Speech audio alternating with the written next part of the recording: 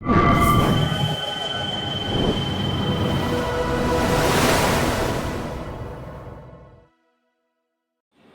Friends, welcome to यू वेन classes.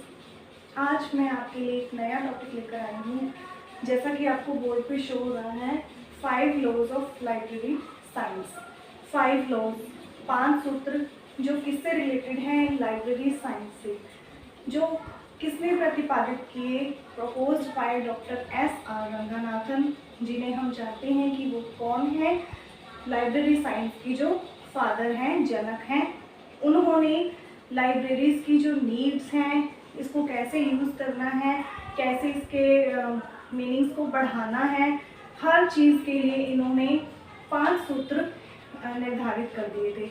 इन 5 सूत्रों के बीच बीच में अगर हम लाइब्रेरी की सर्विसेज, उसके वर्क्स को उससे रिलेट करते जाएंगे, तब क्या होगा? हमारी जो लाइब्रेरी है वो अच्छे से ग्रो करेगी और यूज़र्स की नीड को अच्छे से पूरा कर पाएगी।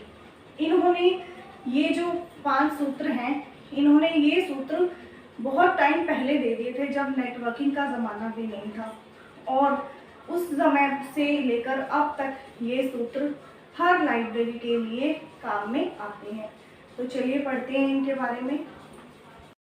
चलिए देखते हैं 5 लॉज के बारे में।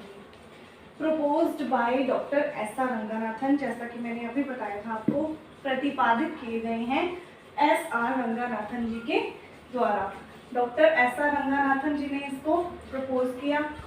फर्स्ट टाइम इन्होंने कंसीव कर लिए थे 1924 में।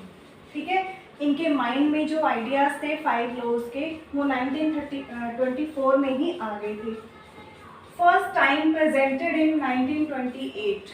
अब इन्होंने सोच तो लिया माइंड में कि लाइब्रेरी के लिए 5 सूत्र होने चाहिए, कुछ नियम होने चाहिए, और उसको इन्होंने प्रेजेंट कब किया? 1928 में। कहाँ पे? मीनाक्षी कॉलेज में, अन्नामलाई, तमिलनाडु के अंदर। ठीक है, फर्स्ट टाइम प्रेजेंट किया 1928 में। कहाँ पे? मीनाक्षी कॉलेज, अन्नामलाई, तमिलनाडु के अंदर। अब इसको इन्होंने पहले सोच लिया, फिर उन्हें प्रेजेंट कर दिया सामने कि भाई मेरे पास ये सूत्र हैं और ये मुझे सही लगे। उसके बाद इनका ये पब्लिकेशन आ गया, 5 लॉज की इनकी बुक आ गई। बुक इन्होंने लिखी 1931 में। 1931 में इन्होंने इस बुक को पब्लिश करवा दिया। पब्लिश कहाँ से हुई थी? मद्रास लाइब्रेरी एसोसिएशन के द्वारा। ठीक है, क्या था? ये सारे जो हैं ये क्वेश्चन ही बनते हैं हमारे। यहाँ तक हमने देखा रूल्स दिए किसने? Doctor S.R. रंगनाथन ने।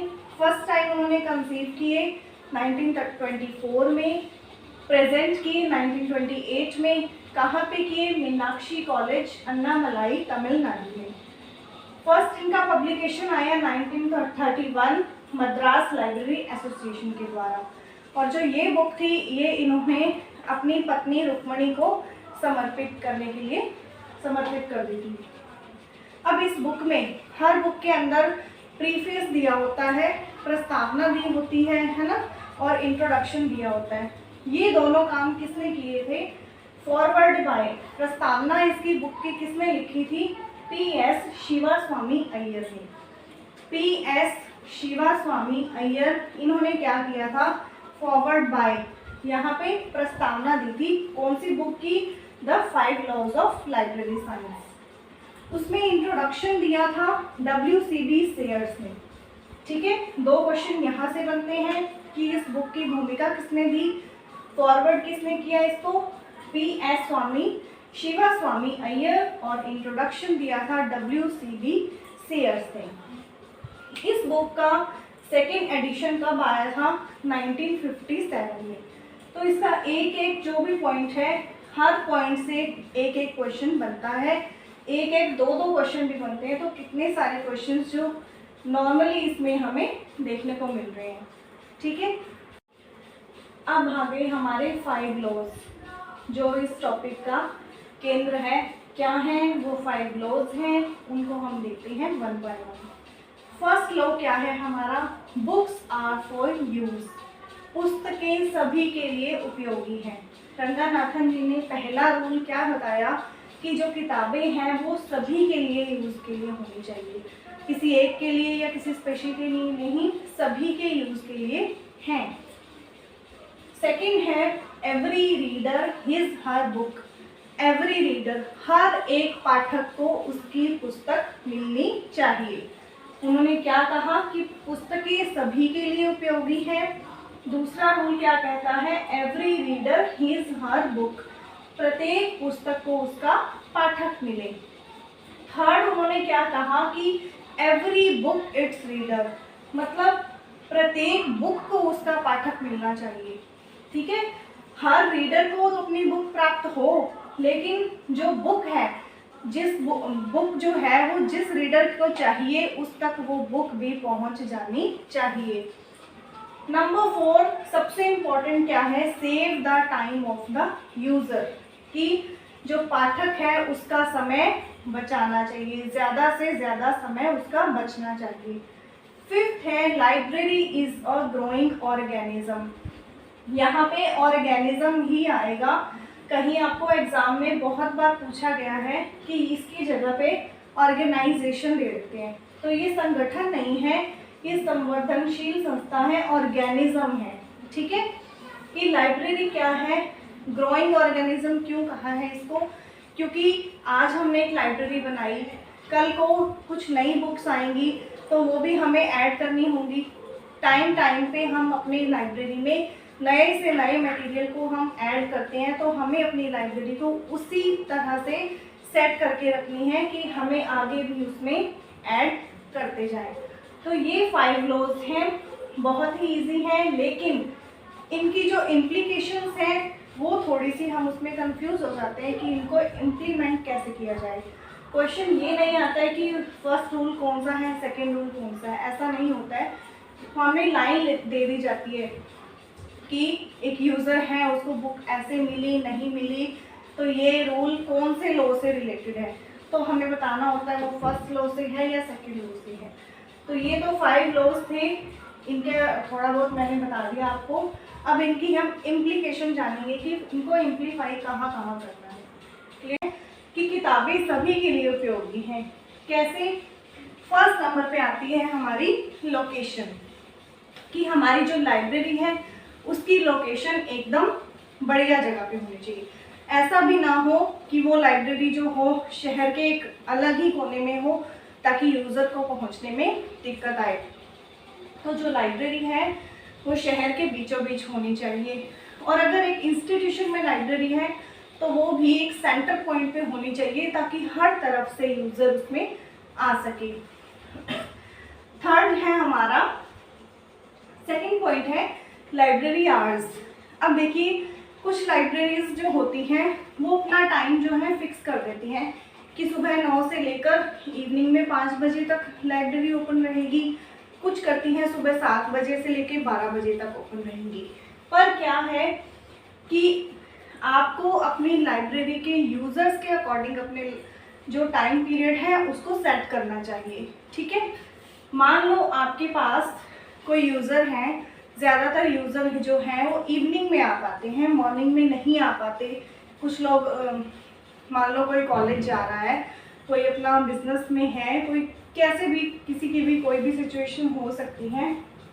तो हमें जो लाइब्रेरी आवर्स हैं वो अपने यूज़र के अकॉर्डिंग उनको जो सफिशिएंट हो उनके लिए वही आवर्स हमें डिसाइड करने चाहिए। थर्ड है लाइब्रेरी बिल्डिंग एंड फर्नीचर। ये भी बहुत इंपॉर्टेंट पॉइंट है। जो बिल्डिंग और फर्नीचर है वो भी बिल्कुल सूटेबल होना चाहिए यूज़र के लिए। अब है एक बहुत ही इम्पॉर्टेंट बुक सिलेक्शन पॉलिसी। देखिए यूज़र तभी आएगा लाइब्रेरी के अंदर जब उसको किताबें उसके इंटरेस्ट की मिल पाएंगी, है ना, तभी यूज़र अपनी नीड को पूरी कर पाएगा। तो जो बुक सिलेक्शन पॉलिसी है, एक लाइब्रेरी को कैसे सिलेक्ट करनी चाहिए बुक्स, जैसे कि यह लाइब्रेरी के अंदर जिन किताबों की मांग हो उन किताबों की हमें एक्सेशन करनी चाहिए। लाइब्रेरी की टेक्निक्स बहुत ही इजी होनी चाहिए। मान लो कोई यूज़र को बुक फाइंड करनी है तो वो मान लो जो कैटलॉगिंग की हुई है आपने, तो वो इजीली उनको मिल जाए। क्लासिफिकेशन बुक की अच्छे से हो, उनको रैक्स पे ऐसे रखा गया हो ओपनली कि कोई भी यूज़र है वो जाए अपने सब्जेक्ट की तरफ जाए और उसको तुरंत ही उसको बुक मिल जाए, उसका टाइम वेस्ट ना हो। Save the time of the user जो है वो हर एक लॉ में इम्प्लीमेंट होगा, चाहे वो फर्स्ट लॉ हो, चाहे सेकंड, थर्ड, फोर्थ या फिफ्थ। 5 लॉज जो हैं उनके अंदर ये जो है आपका save the time of the user सभी में इम्प्लीमेंट होगा। नेक्स्ट है पब्लिसिटी। पब्लिसिटी भी बहुत ज़रूरी है आपको। पब्लिसिटी कैसे कर सकते हैं आप छोटी छोटी जो कैटलॉग्स हैं उनकी एक संदर्शिका बनाकर, है ना, लाइब्रेरी में आप शो कर सकते हैं ताकि यूज़र आए और उसको चेक करे, है ना, कि हमारे न्यू कलेक्शन कौन सा है, अभी कौन सा रिसेंटली आया है लाइब्रेरी के अंदर, क्या क्या अवेलेबिलिटीज़ हैं, सब पता लग जाए। नेक्स्ट है स्टाफ। स्टाफ जो होना चाहिए वो बहुत ही पंक्चुअल भी होना चाहिए, है ना, और यूज़र की नीड को जल्दी से कंप्लीट कर पाए, ऐसा स्टाफ भी लाइब्रेरी के अंदर अपॉइंट होना चाहिए। चाहे वो लाइब्रेरियन है, चाहे वो स्टॉक वेरिफिकेट करने वाला है, या फिर वो कोई भी अटेंडेंट है, ठीक है, तो वो अच्छा होना चाहिए। नेक्स्ट है last reference service. Reference service mainly staff के मेंबर्स ही करेंगे। क्या रेफरेंस होता है, मान लो एक यूज़र आया है नया, उसको नहीं पता कि मेरी बुक कहाँ पड़ी है, तो आपको उसको रेफ़र करना है कि हाँ जी उस सेक्शन में जाकर इस स्टैक के ऊपर आपको आपकी बुक मिल जाएगी। तो जब ये वाले सारे रूल्स को हम इम्प्लीफाई कर देंगे तब हमारा पहला जो लॉ है उसको सेटिस्फैक्शन हो जाएगी, जो कि क्या है, books are for use. Clear?